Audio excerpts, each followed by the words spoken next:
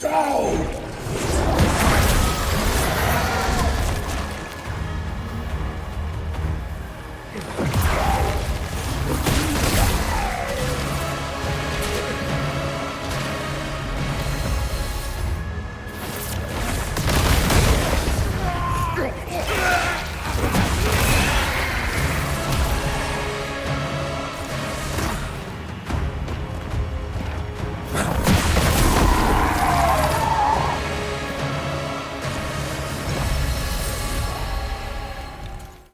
Alright, just want to briefly explain the build, and I will not talk about how the build exactly how it worked because I explained that in my previous video. In fact, this build is exactly the same compared to the previous No Rest for the Wicked build that I make.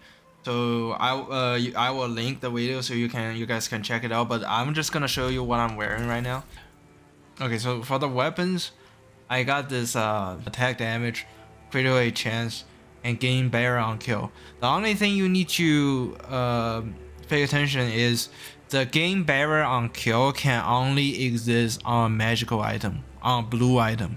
It cannot be exist on a plague item, so just keep that in mind. And all the gear and weapon that I have having this enchantment power increased by 100 at low health, called Black Pearl.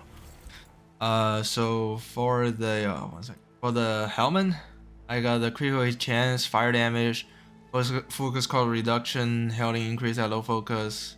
For the chest, I got critical hit damage, fire damage, max health increase of 9% of max focus, barrier gain. Stagger resistance, you really don't need it. Oh, for the helmet, like the focus gain reduction is really good because we doesn't use focus at all. So we kind of want to keep ourselves at low focus, which is below 50% focus, to trigger the healing increase. And for the glove, like this glove is terrible. Like execute in fact low health enemy on damage dealt is it's decent. It's basically what I was doing is like I was using the plague smite, like basically this abilities. Whenever this build is not really working, cannot one-shot everything, so it will just kill everything that below 50%. So it's pretty good. Critical hit damage. Infection build up is not good because I don't think this do anything, honestly. Like if it do anything, it do so little that I cannot tell. You need to make this enchantment like fire damage. And the fourth enchantment is gain health on kill, which is really good because we're using health as focus on this build. And for the legs, I pick like critical damage, fire damage, and movement speed. The reason why I use a magical item on the leg instead of the plague is because it really, for the plague item, it doesn't really give a lot of good enchantment on it. So for the movement speed, just flat out movement speed increase, you can only get this enchantment from a rare.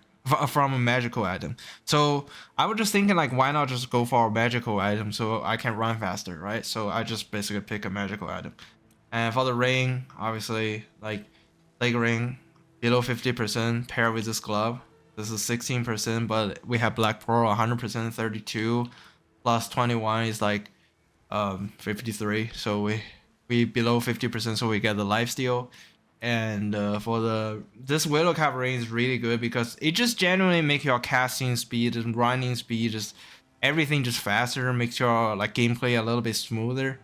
And this is the core thing for our build, right? Like, you know, determination. And now I'm just gonna explain like how the rune attack works, right? Like for the first rune attack that I'm using is the Fire Blast. This is my clearing smaller mob kind of like spell. Like first of all, like because we have a lot of life still, we can just kind of like spam this spell like non-stop. Another good thing about this this rune attack is you can use it while you are not even have line of sight of the mob.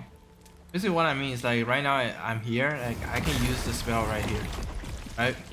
So for example, if I'm using like a projectile spell, it's 100% gonna get blocked. But as long as I lock into the enemy, I can just use this spell. I think I have videos of that on a more extreme example where I just kill like a mob that is like running, like I'm running away from the boss, and I can still, as long as I target the boss, I can just still kill the boss. For the second spell, it's really interesting. So basically what it does is kind of like it shoots like a cannon, and it will explode at a certain range, and if the enemy caught at the explosive, instead of just like shooting them point blank, it will do like massive amount of damage.